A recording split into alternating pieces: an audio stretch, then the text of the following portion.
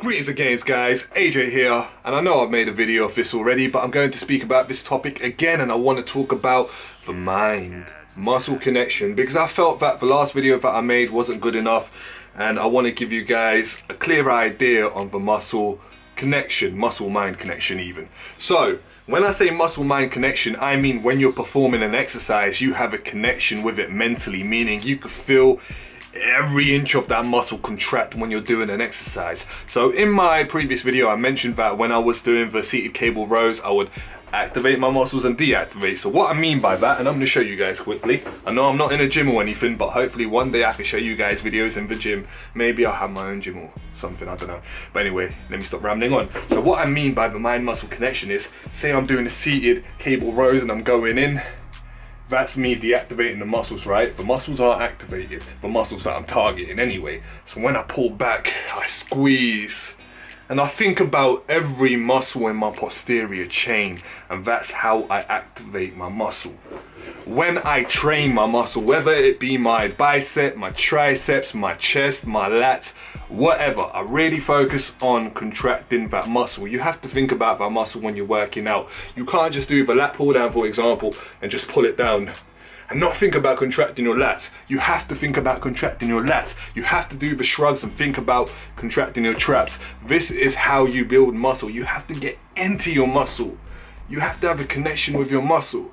If you're going to marry a woman, you need to understand that woman. There has to be a connection. If there's no love, then the marriage won't work, obviously. So I hope you guys know what I mean by the mind-muscle connection. Now let me get on to the second point.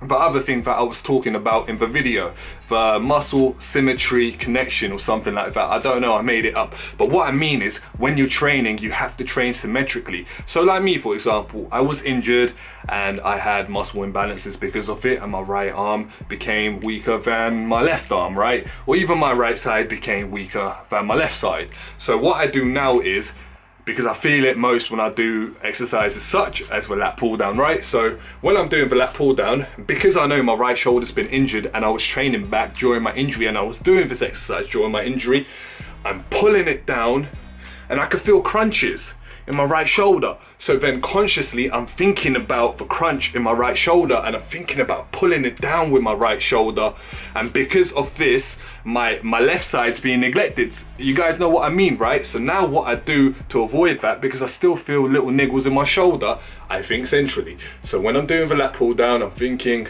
centrally. I'm not thinking about left or right, I'm thinking about getting the weight down and hitting both sides adequately. And this is very important, guys, because you don't want one side to be stronger than the other side. You want both sides to be as strong as each other, and you want that perfect muscle symmetry. You don't want, like I said, you don't want one side to be bigger than the other, and you don't want one side to be stronger than the other. So when you're doing the exercise, you're doing an exercise where it requires both sides to work.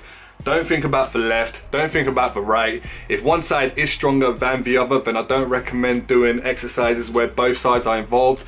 Do them bilaterally. Like for example, when I do the bicep curls, I use dumbbells and I work each arm individually, work them individually. Otherwise, if the strength is adequate, the size is adequate, but yet you still think about one side or you think about the other side, just try and focus centrally.